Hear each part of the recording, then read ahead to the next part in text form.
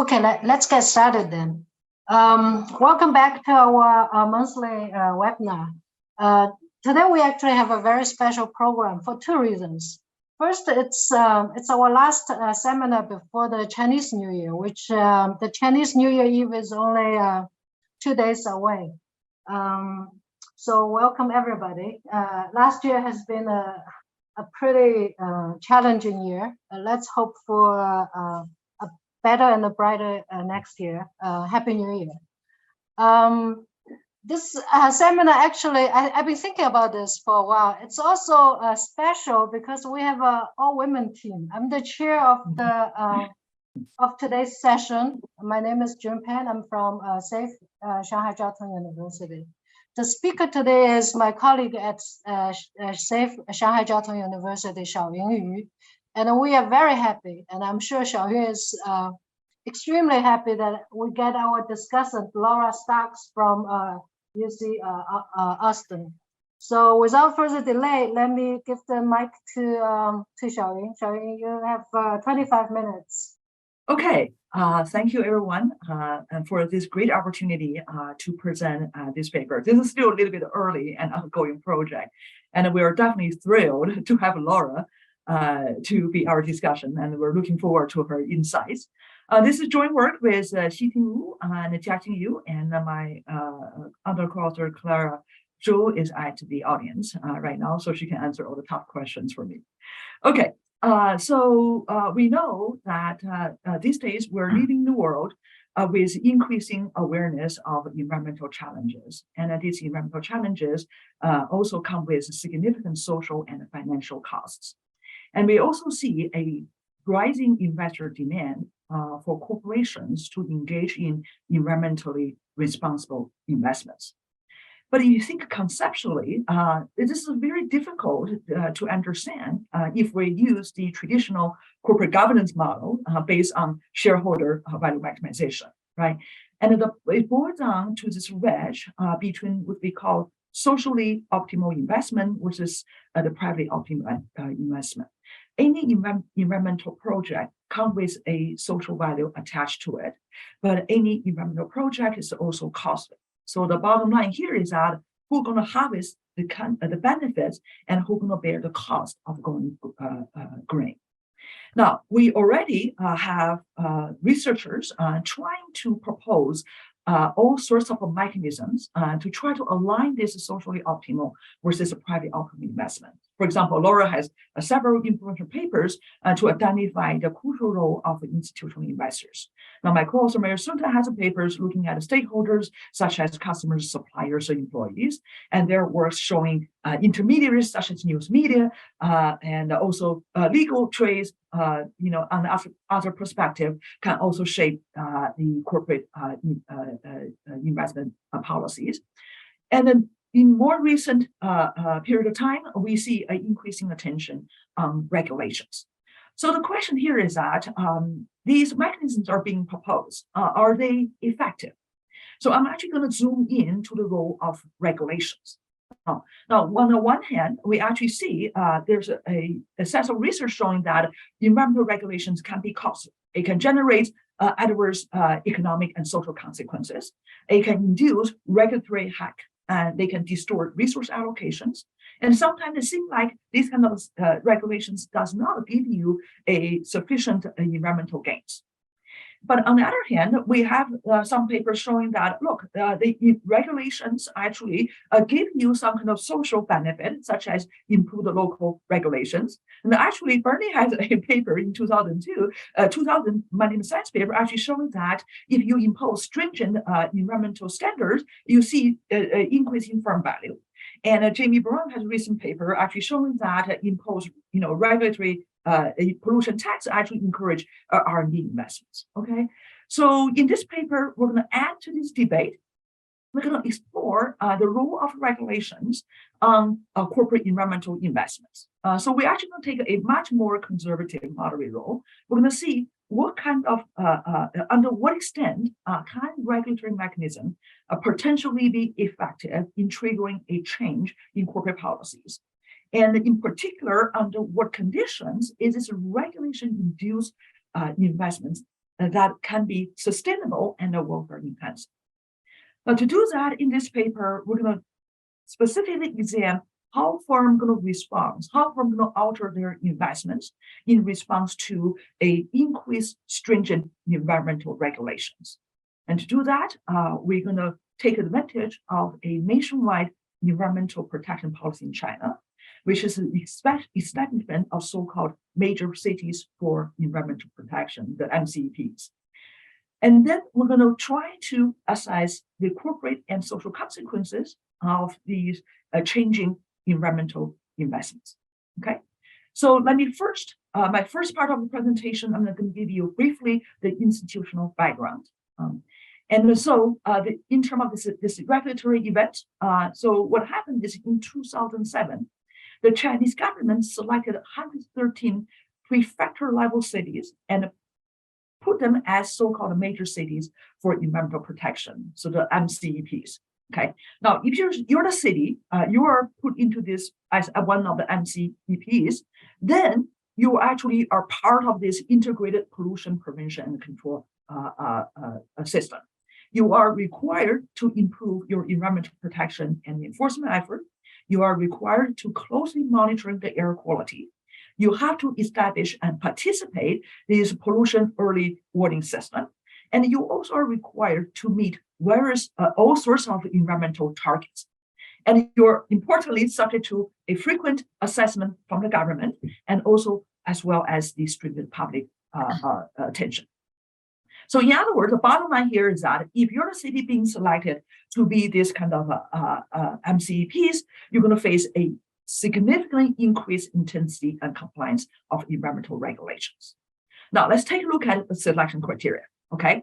Now, so 40 of the cities are selected based, 43 of the cities are selected based on the year 2000 Air Pollution Prevention and Control Act. So mostly these are mega cities like Beijing, Shanghai, or if you're the capital cities of the province. And also the coastal cities, if you're the coastal cities in special economic zones, and also if you're the key tourism cities, then you're in. Now, the remaining 70 cities, you would think, okay, if your cities are heavy polluters, maybe you are going to be selected to be in this kind of MCPs. Actually, the question is no. Answer is no, because they know, right? So if your city had a 400 points of a pollution level, there's no way within a couple of years that the city is going to jump to only 20 points of pollution level. So the city is selected if you're in the provinces with a chance to potentially meet the air quality target set in 2005. Or if your cities actually meet the mandated requirements by the 10th fifth-year plan on acid rain and sulfate dioxide pollution control criteria. Or if you have a heavily air pollution right now, but you're likely to meet the air quality target in 2005. All right, so then the list was set out in 2007, then modified in 2010. 7 cities were removed and 7 cities were added. Okay, so at this point, we did lots of research at this point, try to figure out what's the reason for that. And I had to be very upfront and honest, and at this point, we don't have a clear answer for that. We just know there's a change in the list in 2010. And then 2012, the city list expand to the all 337 prefecture level cities in China. Okay, so this is our institutional background. Now I'm going to move into, so here you can pretty much quickly to take a look that we don't have a selection of cities concentrating only on a specific sector of China. It's pretty, distributed, roughly in most major part of China. Okay, so the second part of the paper, I'm going to talk about how do we try to identify corporate environmental project. So our sample is publicly listed companies in mainland China during the period of 2001 and 2014. Okay, so first of all we're going to manually collect the project information from a firm's annual report. Now in China, the firm's annual report contains this appendix called ongoing project. Okay, so we're able to get about 196,000 corporate investment projects from 2,484 unique firms during the sample period. So now the next step we're going to do is that we're going to try to identify out of this 196,000 projects, how many are environmental projects, how many are non-environmental projects. But to do so, we're going to first of all build our dictionary. So we're going to build a bag of words that link to environments. We're going to first of all extract 30,000 projects randomly from our full sample of project. And then we're going to assign 5 research assistants to manually read the name description and identify keywords and phrases linked to environments. Okay. Now, so the final outcome is that we have a dictionary of 467 unique words and phrases. The one thing I was just talking to Laura, we learned in a very hard way, is that anything related to climate and environment is actually tricky because it involves niche language and that is fast moving. And it's, in our case, it's actually even more trickier because we're talking about projects, which tend to be very technical and very project specific. So that makes some of the existing, techniques for technical analysis very difficult and less accurate. And for that reason, we decided we're going to use human classification for environmental project classification. Okay, so let me give you a quick example here. Some of the phrases are very easy to identify: energy saving, emission reduction. These are easy.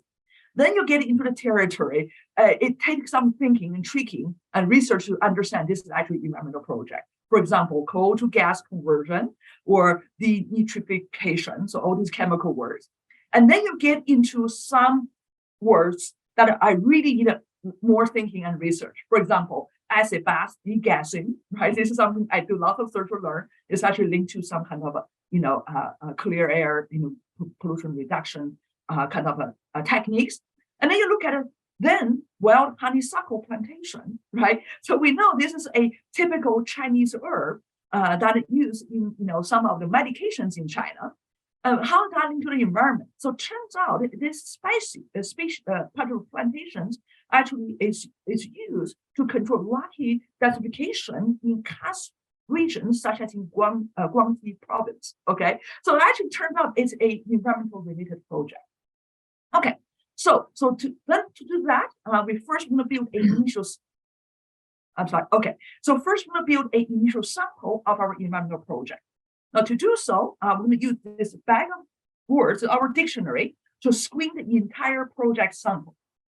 Now, we're going to classify a project to be environmental related if the project name contains 1 word from this dictionary.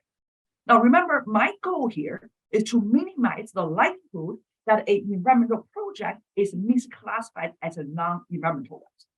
But on the same hand, I'm going to introduce the type of errors. Is it possible a non-environmental project is being included in this sample? Okay, so let's take a look at the project the step here. So I have the full set of a project sample.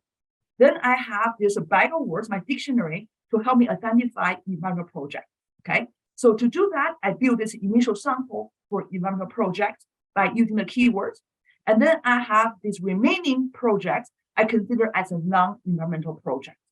Now, of course, for this subsample, I have a type 1 error from false positive. So in this case, to reduce the systematic human classification bias, we're going to introduce randomization.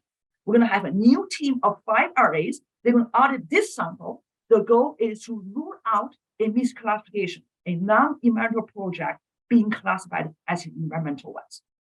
For this subsample, I have a type 2 error problem.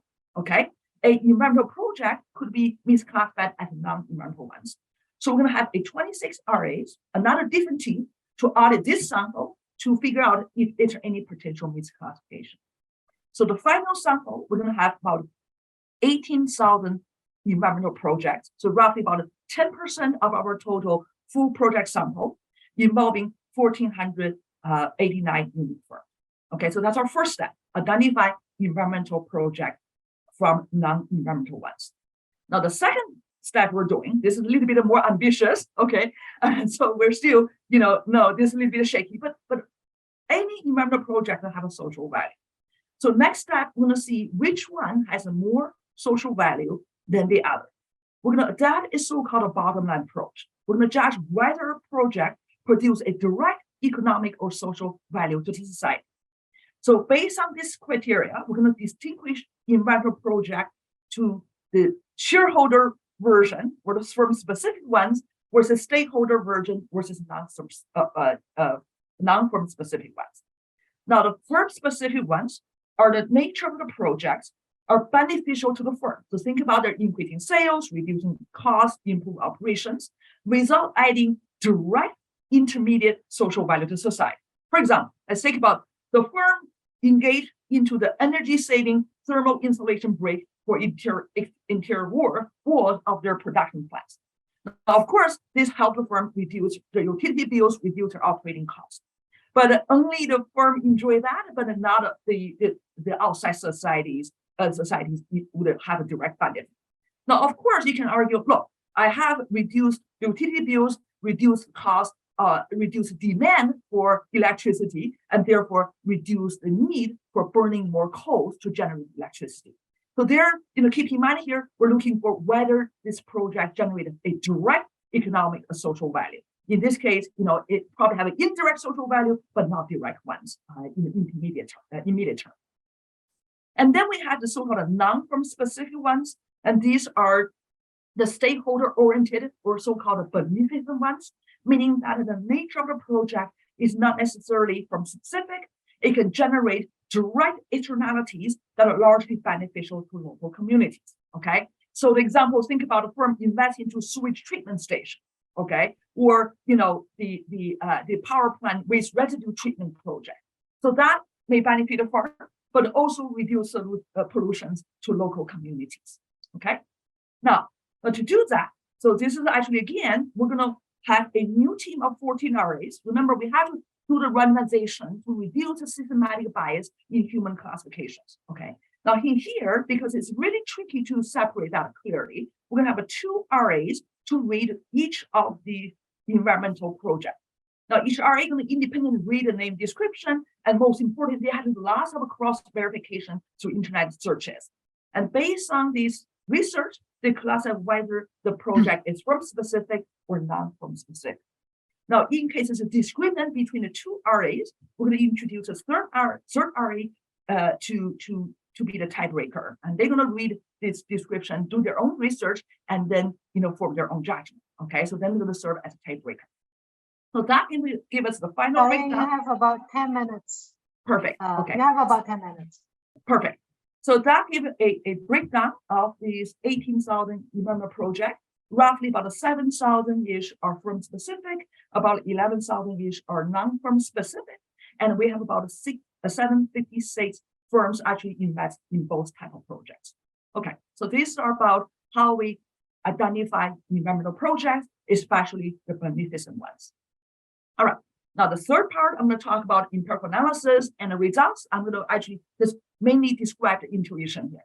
So the first of all, we're going to look at how firm responds to the increased environmental regulation. And this is a very typical and different framework. And so our variable would be, what fraction of the revenue the firm are willing to spend on environmental project and spending on, non-firm specific environmental project versus firm specific environmental project. And our post-army indicating the time when the firms, the city where the firm is located become one of these MCEPs. I'm going to introduce lots of controls here. In particular, I'm going to control board independence and institutional holding, especially given Laura's work that institutional investors going to actually facilitate lots of the ESG adoption by firm. And importantly, we're going to using the fixed effects to read out some of the omitted variable impact. So we're going to have firm fixed effect, year fixed effect, and industry time year fixed effect, and the province time year fixed effect. Okay, so first of all, let's take a look at the main results here. So this result actually shows that after the firm's city faced an intensified environmental regulation, we see local firms increase their spending on environmental projects. So that's why this coefficient load positively. But interestingly, when you see these results are mostly driven by the so-called beneficent environmental projects. We don't see a change in firms' investment behavior on the firm-specific environmental projects. Let's think about why firms do that. Okay, what are the mechanisms that induce firms doing that? So these are robustness tests that I'm going to just completely skip on that. Let me get into the mechanism. Okay, now the first mechanism we look for is media attention, and we're actually going to look at media coverage on a local city's environmental issue. To do that, we collect news articles published in 485 newspapers. And we have to actually have to perform a separate technical analysis because as it turns out, the media coverage on environmental news are very different than the firm project description on environmental issues. Okay, so there's separate technical analysis to identify media coverage on local firms, local cities environmental issues. And we do see from this result, you can see here, after an intensified environmental regulation being imposed, and there's an increase in media coverage on local cities' environmental issues. And that happens to all type of media, state medias, non-state medias, local news, and nationwide news. We also show there's a incentive on politicians, okay? So we look at the promotion by collecting bios from local party chiefs and city mayors. And we ask the question, is after this regulatory shock, is an official more likely to be promoted if the city's city's environment improves? Okay, so we look at several environmental quality measures.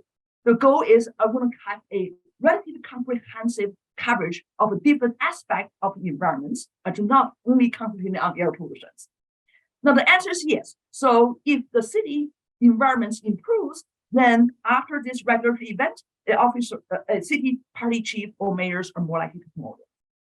We also ask a question, after this regulatory event, will the party chief or city mayor more likely to be promoted if the city achieve more environmental target? So there, we also collect the annual reports of work of government and to identify the fraction of preset environmental targets being completed. And again, the answer is yes. So if you have a greater percentage of target being completed, then the city officials are more likely to be promoted. And very lastly, we show that there's a firm level incentive. Now, after this regulatory event, if the firms spend more on environmental projects, they get lower taxes, they get more environmental subsidies, and they get a bigger bank credit. Okay?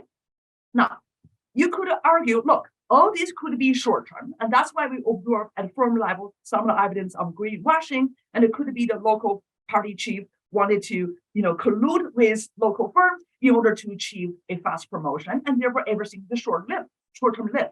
So we're going to look at whether there's any real, social and economic consequences. So first, we're going to look at is whether city benefit. So this is at the city year level panel. We show that after this regulatory event, if the city's local firm spend more on environmental projects, we first see there's an important improvement in city's environment. The reduction in air pollution, wastewater, and SO2 emission and carbon emission. And we also find evidence there's an economic impact. We see more entries of young, high-quality young firms, especially if the local firm spending more money on beneficent environmental projects. We also see a reduction in local unemployment. And interesting, there's also change in local city firm compositions. And seems like the heavily polluting firms become less important. They contribute less to city's tax revenue. That may be because we have now more, new entries of young, high-quality firms. But also seems like the low, heavily polluting firms have their own effort try to expand it to non-polluting sectors. So this is firm-level evidence. Now, city-level evidence. And there seems to be some level evidence to show the firms also benefit. So we can have a firm year panel, okay? And we found that after this regular event, if the local firms spend more on environmental projects, we see a higher performance in terms of valuation. And in particular, maybe this higher valuation coming from the fact that the firm actually filed more patents, and particularly green patents. So is it possible that the firm invests into this beneficent environmental project, but even they do this kind of investment, they gain some kind of knowledge know-how, maybe they allow them to patent this know-how, and that leads to higher value of the firm. We also show there's a benefit on the labor aspect. We seem like there's decrease in the employment growth. In other words, the firm doesn't have to hire more workers. And there's a labor investment inefficiency also drops, and a higher labor productivity result. So maybe the city become cleaner, there's a reduction in pollution, and the employees are happy, and they're more effective in increasing their production. So this is some kind of a firm level evidence that leads to a long-term value enhancement. Okay, so I think I'm right on time here. To conclude, we show that the firm engage in environmental investments after their cities are targeted for more stringent environmental regulations. And it seems like the effects are most driven by their investment in the so-called Beneficent projects. And this paper provides some evidence on how these corporate environmental investments can lead to both a value enhancing and welfare enhancing consequences. So potentially maybe think about that without changing shareholder value maximization corporate governance model, we can still induce sustainable corporate commitment to green project. So thank you for this opportunity to present the paper, and I'm looking forward to Laura's comments. The timing is perfect. The discussant is Laura Starks. Laura is from UT Austin. Laura, you have 25 minutes. Please go ahead. So I'm really pleased to be here and to have the opportunity to read and discuss this paper. My problem as a discussant with this paper is that it's so carefully done. They have the amount of data work, the amount of what's almost redundant data work to make sure everything makes sense is just amazing. I don't think I've seen something like this as much. It was just, I'm just awed by the massive amount of careful data collection and analyses that have gone into this paper. And the other thing is, every time I would kind of jot down something, okay, this is what I think they should do, or they should do it in a different way, they usually ended up talking about it. So I do have a number of questions and things I don't understand. So we'll see. Okay, so I want to stress the importance of regulatory risk. The importance of this topic is, it's particularly today, with so much attention being given to environmental risk. And so, regulatory risk is one of the most important risks that companies face, and it's become more enhanced with the increased scrutiny of firms' contributions to climate change. Years ago, Pendike pointed out that uncertainty about future regulation presents significant cost to firms as well as their investors.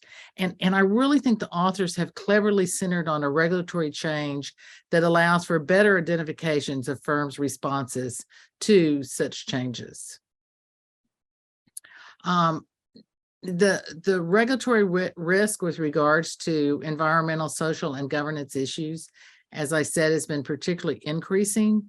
And, the risk that there'll be new costly regulations, this just shows a certain type of regulation. It's the number of responsible investment-related policy instruments over time across the world's 50 largest economies. And I just realized I didn't give an attribution to this. This is by the Principles of Responsible Investment. PRI has shown this graph. They developed this graph. And so it's just, if you think about looking at from the year 2000, when there were less than 50 of these types of regulations, to 2020, when there are over 500, and even more have been developed in the last couple of years. So this is very, very important work that the authors are doing.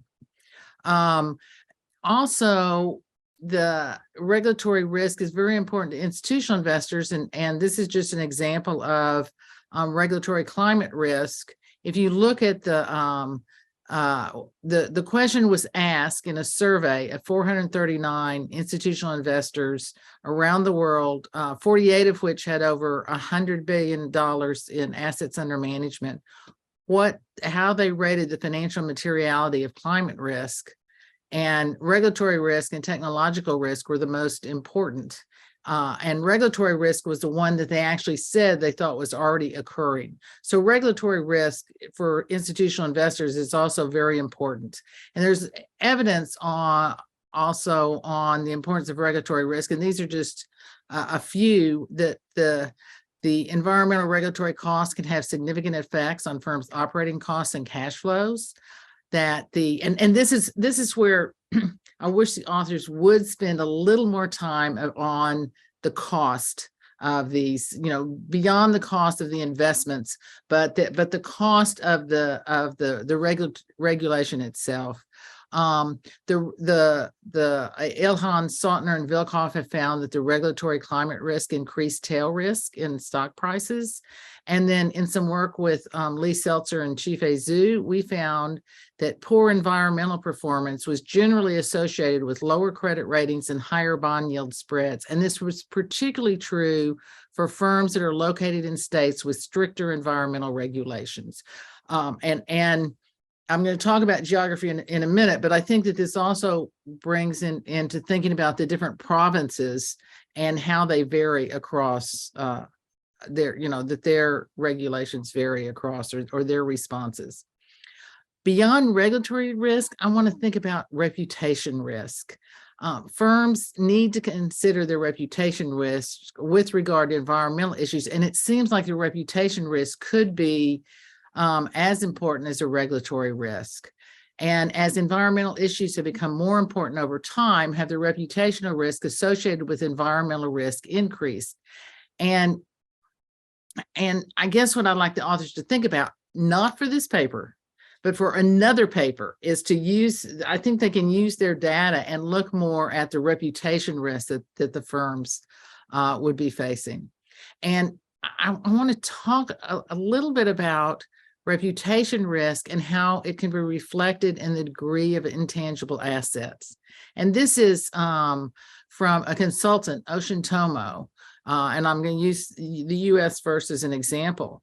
This is the components of the S&P 500 market value that is composed of intangible assets. And by intangible assets, they don't just mean, what we think of as goodwill, the patents, the assets that show up, intangible assets that show up on the balance sheet.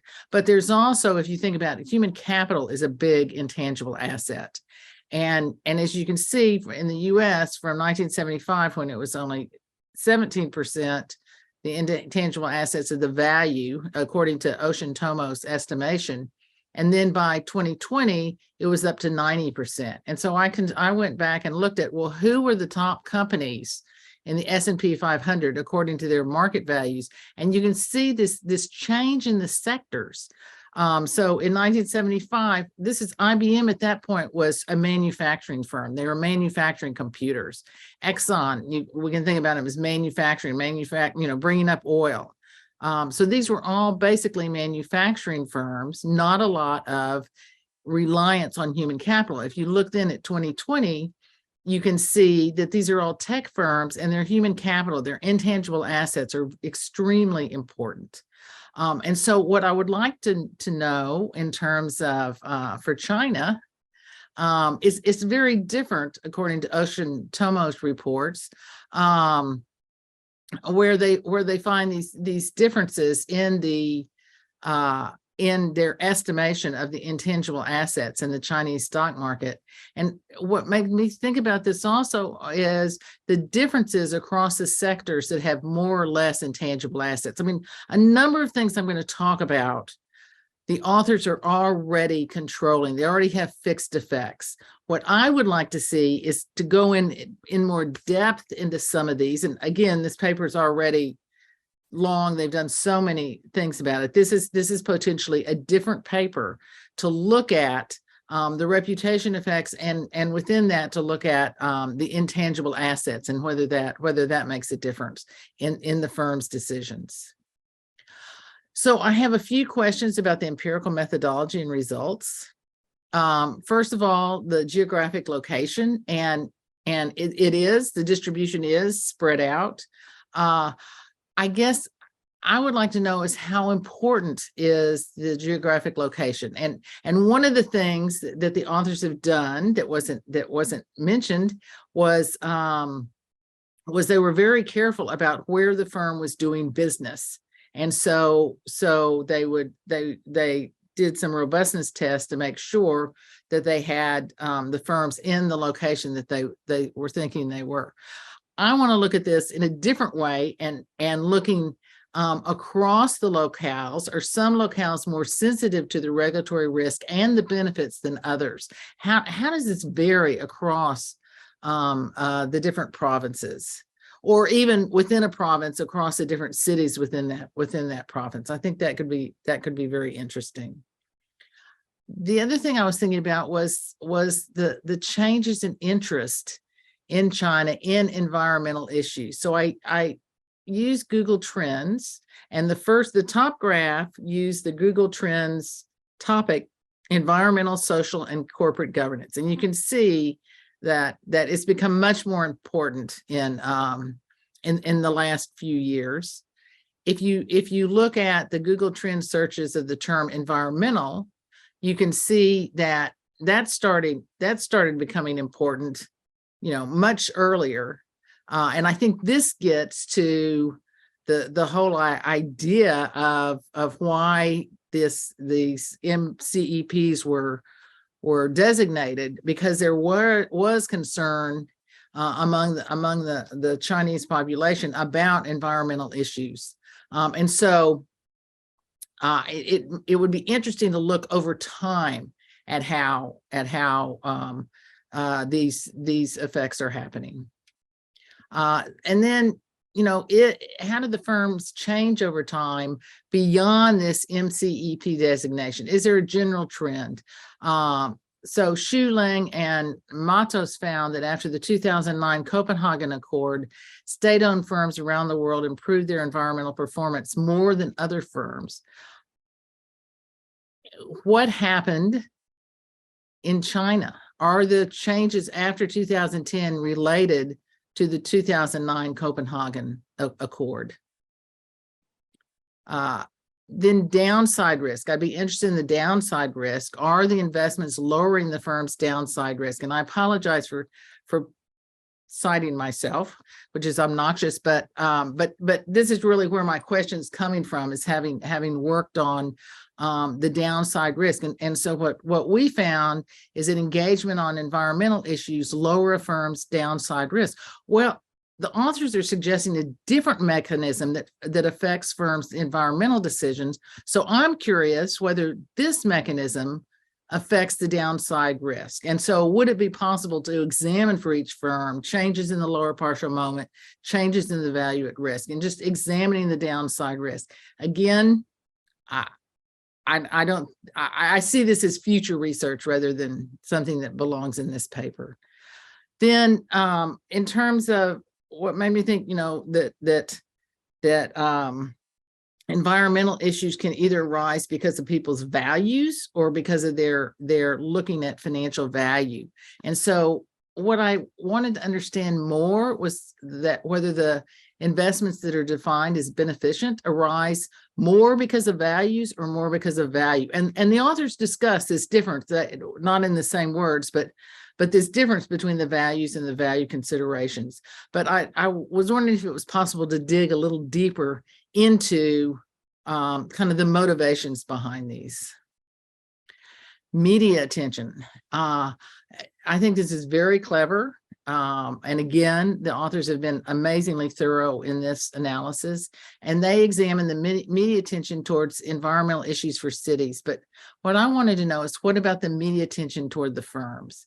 And I mean, this is my ignorance of the Chinese media. Maybe they don't spend a lot of time talking about firms and their environmental issues, but media attention can influence investors and consumers. And I want to just give some examples I found about consumer sentiment on environmental issues in China. According to two consulting firms, as reported by Jing Daily, 34% of Chinese consumers often or always agree that a business's environmental actions influence their purchase behavior compared to 29% of US consumers. So the Chinese consumers are already, they have more sentiment, more concerns about these environmental issues. And a higher percentage of high-income Chinese consumers are willing to pay between 11 and 30% premium for buying an electric vehicle as compared to US consumers. So again, we see this heightened sentiment on environmental issues. And according to IPSOS, 91% of Chinese consumers are willing to seek out products that are healthier and better for the environment. They were the highest. The Chinese consumers were the highest of the country's sample, and the average was 79%.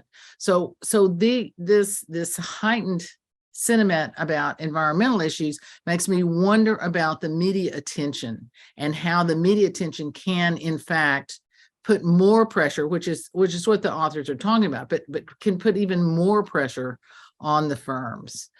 So, for example, it would be interesting to understand, given consumer sentiment towards the environmental issues, how this is reflected in firms' actions. Is there evidence that it is affecting firms' actions? And then I was thinking, what are the differences in incentives for the national versus the local news media? And does it make a difference which you're looking at? Another question I had about media attention was whether there could be the possibility of reverse causality. Perhaps more articles mentioned the city because firms had started taking more environmental projects. And so I think the author should just consider this possibility. And is there more media exposure for specific projects after the policy? Because it could serve as a marketing benefit for the firm. So, you know, there's a lot of discussion about environmental externalities and who should deal with market failures, as hypothesized by Hartens and Gallis and Xu, Lang, and Matos. State-owned enterprises are the ones that would be better able to deal with this. So I would like to, there's also this evidence on state ownership and CSR issues that state-owned firms are more engaged. They find it's primarily energy firms and firms from emerging economies, that privatized firms have more corporate social responsibility intensity, and state ownership contributes to a nonlinear relationship. And then also another study found a nonlinear relationship between state ownership and CSR, specifically in China. These other two looked across countries. So the question then is, what more can we learn if the authors examine state-owned firms versus other firms? Again, they have fixed effects for state-owned firms. So what I really want to understand more is, since about 50% of the sample firms appear to be state-owned, I'd like to see more in-depth analysis of the differences across the firms in terms of their ownership, in terms of what they do. I think state ownership doesn't come in significant in the analyses, but I just think there ought to be something more by looking at the state-owned firms separately from the other firms. And I think this can not only give more insights into the mechanisms, but it can also provide broader insights into the relationship between state ownership and managerial decisions on firm environmental activities, because the evidence has been rather mixed in the past. Okay, so just some other additional analyses that I think could highlight the findings. This is my first set of these analyses. If I understand this correctly, there were 7 cities that were removed as MCEPS and 7 cities that replaced them. And so can you look at those 7 cities as kind of a special test case to look at what's going on? Can we get a greater understanding of the incentives between the firm-specific and non-firm-specific projects? And this should help us understand better why firms seem to be favoring the non-firm-specific projects. Then, do non-firm-specific projects get more media attention? And are non-firm specific projects less costly or risky because many firms are investing together? So just kind of more analysis on these differences between the firm specific and the non-firm specific projects. Can you show a tighter link between the changes in taxes, subsidies, and bank loans and the firm's investment decisions? This is one where, yes, there's evidence, but I would like to have more direct evidence that the city's actually lowered the taxes for these specific firms. So just a more direct connection here would be helpful for me. One of the things that struck me was the economic significance of the differences in environmental spending before the MCEP designation and after. So it went from 0.867% before to 1.07% after. And one of the things I was trying to figure out, okay, so this is a 23% increase, but it's 1% of revenues. Is this a lot? Is this little? So, I was thinking, well, one way to understand it was, how does this compare to the non-environmental investments that the firms make? Just so I have some understanding of how important these investments are. And then again, I'd like to see how much it varies across companies and geographic locations. Okay, so potentially in a different paper, again, is to examine the firm's lenders and provide analyses of the financial institutions. So the authors, as many studies do, take out the financial institutions, but this seems like a case where we would really like to know what the financial institutions are doing and how these MCEPs are affecting the financial institutions. So in conclusion, congratulations. I think this is an important and interesting paper from which we can learn a lot. And I also think you have the opportunity to go deeper in researching many related issues. So thank you for letting me discuss this paper. Thanks, Laura. Xiaoyun, you want to respond? Or I just want to thank Laura for this fantastic discussion. Look like I can, there's like 2-3 papers down the road that can be written. This is a very fair point. Many of them, I think you just offered, fantastic ideas for, a couple follow-up papers already. And very fair points. We definitely, some of the issues we definitely can, actually we can, for example, like the media attention, we can definitely do this at a firm level or consumer level and just do a much more comprehensive sort of analysis on that. And in terms of financing, actually, yeah, we actually, in a sense, we kind of, we have the bank loan data, we have some of the institutional holding data, but we decided, okay, just like put that as one of the firm level incentive mechanisms, but that definitely deserves to be more, thoroughly discussed. So yeah, I think just one minor quick clarification, I really think, I like the chart on the Google Trends on the environmental searches. But the interesting part is, it's actually after the 2013, right? So that could potentially also be related to the media attention, because we do see there's a broader media coverage after these cities become, this kind of a intensified environmental regulations. But the interesting part is it's actually causal effect, right? Which causes which, right? Yeah. So these are very, very, great points. Yeah. Thank you. okay, as the chair, I get to ask the first question. So I'm gonna just echo Laura's discussion. I have 2 points. One is the time series perspective. You still have over probably 7 or 8 years of data for you to look at the dynamic of these projects. So Laura mentioned SOE. It seems like SOE is probably would they be the leaders in generating these projects, or maybe SOEs might do more of the non-firm specific projects. So looking at the dynamics of how these projects pops up and who is leading whom, I think it might be interesting.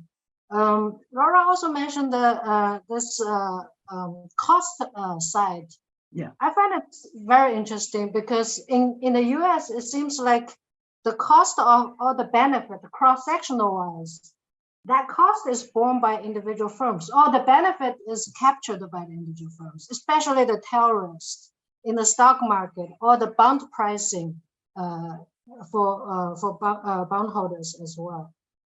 I think the setting in China might be different from the US, because in China, the government says you do something, then you just do it without doing too much cost and benefit. So I wonder if what they find in terms of the cross-sectional variation in the US, whether it would be replicated in China. That would be something interesting to look at.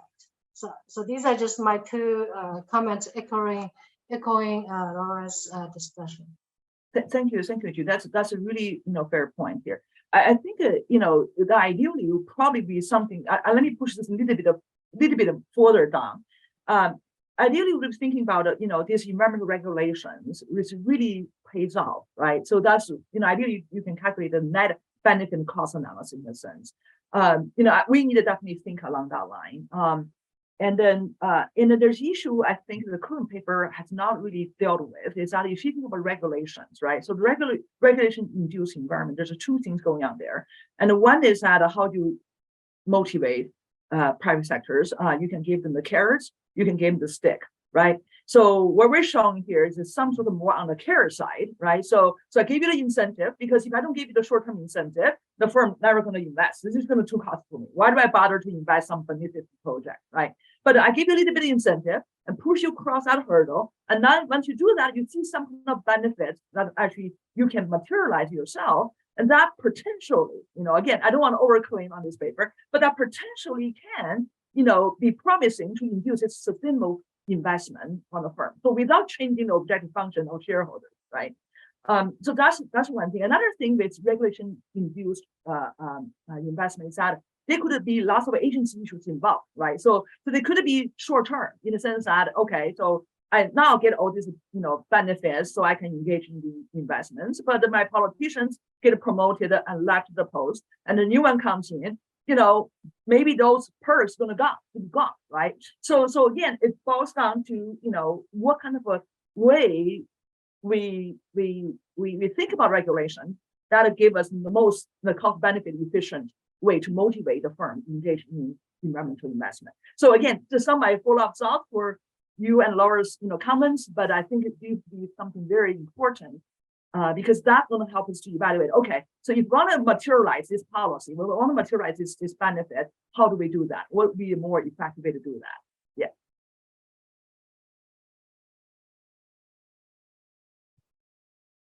Bernie, you have a question, comments? Please go ahead.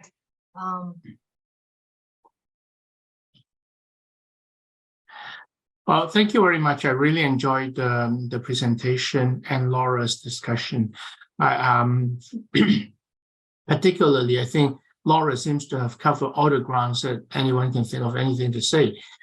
Still, allow me to just push a little bit further.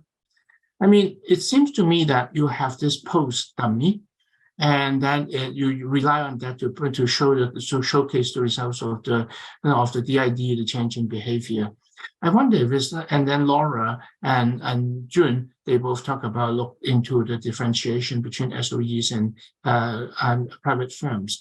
I wonder if you can go further. Besides SOEs and private, is it possible to dig deeper onto what kind of firms will respond better to have those social investment, not the economics investment? I tend to think about, like, sometimes would this behavior be a matter of how cash rich you are? Your firm situation will affect your reaction. So that's one thing I have in mind. Then the second thing, I really like Laura's choice of word about values versus value. A lot of this is about maybe we really care, and then the environment, the policy change pushes us to really care a bit more. And I want to think about, would there be some external, some spillover effect? After I see, another way to say it is that I keep up with the Jones. When other people show their values, I adopt the value. Adopt the same value. So I wonder if there's any chance to show the spillover effect in that sense. Thank you for listening. Yes, thank you very much, Bernie. That's actually that's some terrific comments as well. And our next step is actually going to look at the network effect in the sense that it is there's lots of competition going on among local firms, and then one from doing that, and everybody has to follow. Or you think about it, if you're in the net supply chain, okay, and being the one adopting this kind of environmental investment, going to affect your suppliers and customers in a vertical integration way. That's terrific comments, and this is definitely something we can do in our current setting. Yeah, thank you. Yeah, following up on Bernie's comment, I think, again, going back to China versus US setting, I think US tends to be bottom up. You have customers, as Laura said, you have awareness of the environment. So it's more from the bottom and then to go up. So value is defined from the individual level, then move up. In China, it's the other way around. Well, I don't know if it's politically correct for me to say so, but in China, it's whatever the value is defined by the government. So government, it's more like top down. So I think that contrast, either in terms of how firm reacts, or in terms of how shareholder or bond investor evaluates that firm, I think that contrast might be an interesting angle. And there's also if I may, there's also an opportunity to think through, like you have 43 versus 70 different types of categories, major cities, capital, tourism, versus the very polluted cities. Are you able to look into these two subgroups of cities and see how firms react to the policy change? I think it allows us to address the point about is it because the environment is so stinky that we start to change, or it's because I want to get good tourists, or because the government is behind my back that I start to change. So I wonder if it's possible to take advantage of the locational differences in this 43 versus 70 that you talked about. Yeah, definitely. That's a very, very good point, Bernie. I mean, this is also actually to Laura's points early on. Right now, we loaded with all the phase effect right now, and we actually take out all these potential interesting variations. And then we can definitely go back and then you look at the cross region and cross firm, across ownership variations, and then see if there's something more interesting we can actually dig, and which allows to actually finally pin down the precise mechanism behind. Yes, very good. Xiaoyun, maybe.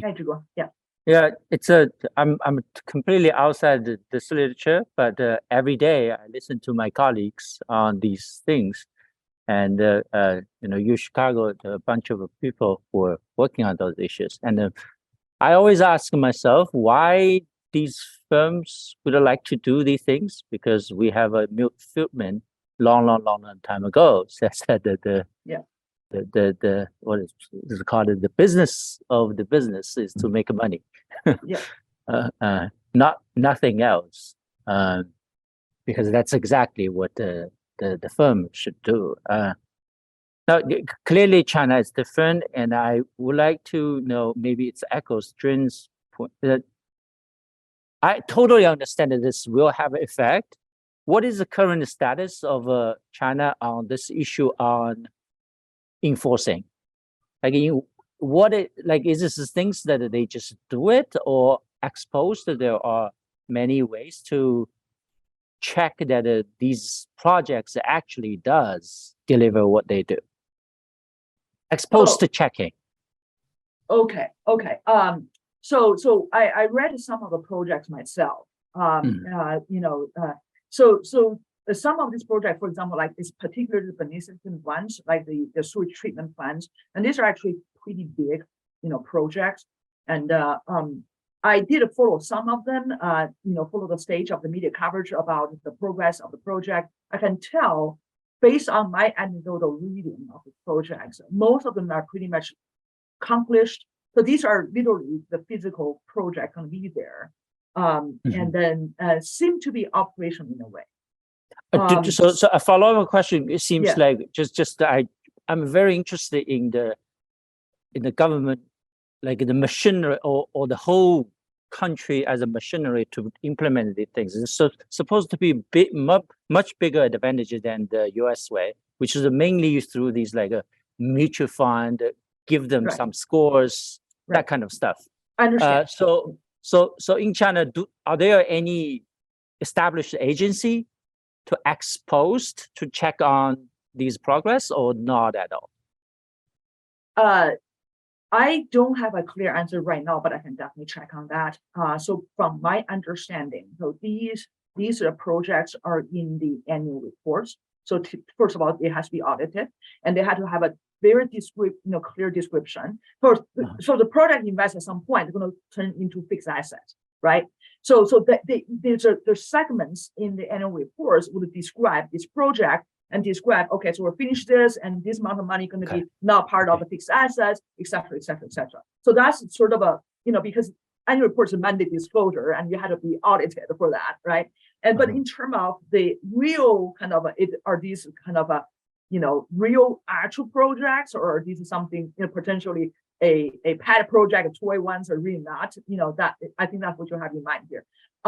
If it's a public sector ones, they're definitely going to be audit, right? Because you had to have, if you build a plan, the switch trading plans, once the project ends, you're going to have the third party agency come in to make sure it's functional, right? So these are definitely follow all these construction, standards, safety standards requirements. But some of the firm specific ones, especially relatively smaller ones, for example, I install energy saving light bulbs in my factory, right? So that is also an environmental project. But that one, I think probably the firm has their own motivation to make sure it works. Right. So that's sort of my understanding. Yeah. So I don't worry too much about the firm specific ones, because they better make that work. But the beneficent ones, I believe, especially larger projects, they definitely going to have a third parties, because you're doing some major construction issues. The third party to evaluate it to make sure it's functional in a sense. Yeah. Okay. Thank you. And I also just want to add a little bit more to your early question, rather than this third party verification question, is that actually I think this regulatory mechanism for environmental issues is not only in China, but in actually many parts of the world. Actually, if you look at Laura's literature, I mean, she described their work look at these regulatory induced environmental investments. But in some cases, it really depends on how we do. I mean, for example, like I understand places like in India, right? So at some point they require the firm has to spend certain threshold level of the revenue on, say, CSRs. But the problem here is that once you have this mandate, what happens here, you're going to have some kind of regulatory, adverse consequences, because some firms may spend 10% of revenue on CS already, and now, I don't need a 10%, I don't need a 2%. And they actually scale back, right? So in other words, there are regulation risk, right? But the point here is that, given the regulatory risk, regulatory cost, right? Do we really going to see the benefit side? And that depends on what would be a potentially, more effective way to materialize the policies. So that's sort of based on these discussions, kind of make me think more about how to think about these results in light of the existing literature. I may ask one more question. Yeah, I mean your sample period is 2001 to 2014. Am I correct?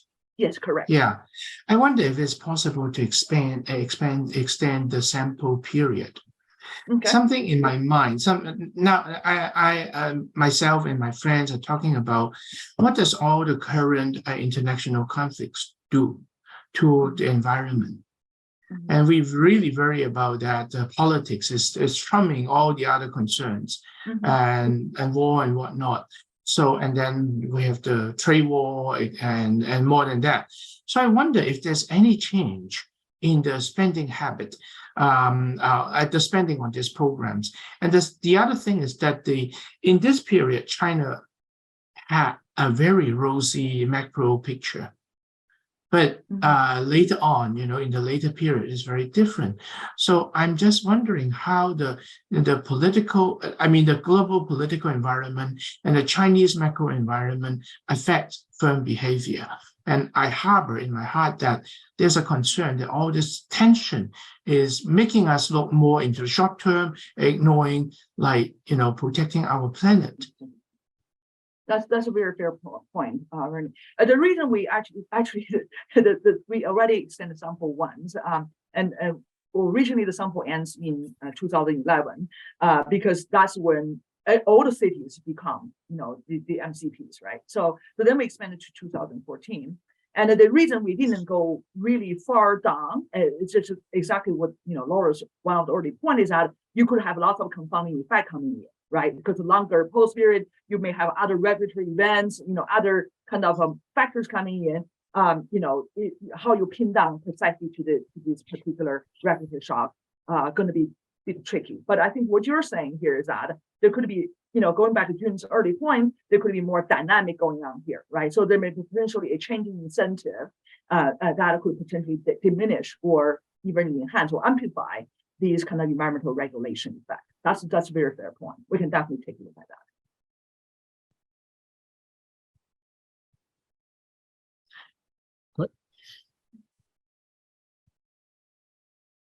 Okay, we have a relatively slow seminar today. I guess everybody is out for Chinese New Year already.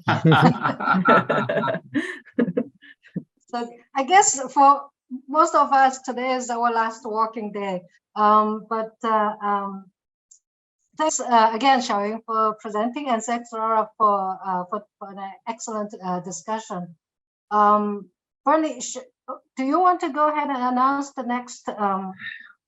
Well, let me join June to thank the audience, the author, the presenter, and the discussions, especially considering people in Asia, that we are having the Lunar New Year soon. So thank you very much for, in spite of the season, that you work instead of having a holiday. Thank you very much. We are going to have on February the 16th a paper called Judicial Independence, Local Protection and Economic Integration, Evidence from China.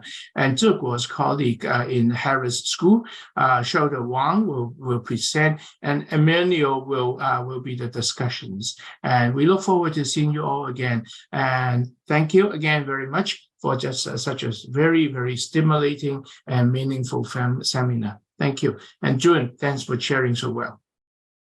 Thank you. Thank you. Pleasure. Thank you. Thank you. Thank you, Thank you, Laura. Laura. Thank you, everybody. Thank you. Thank you. Bye.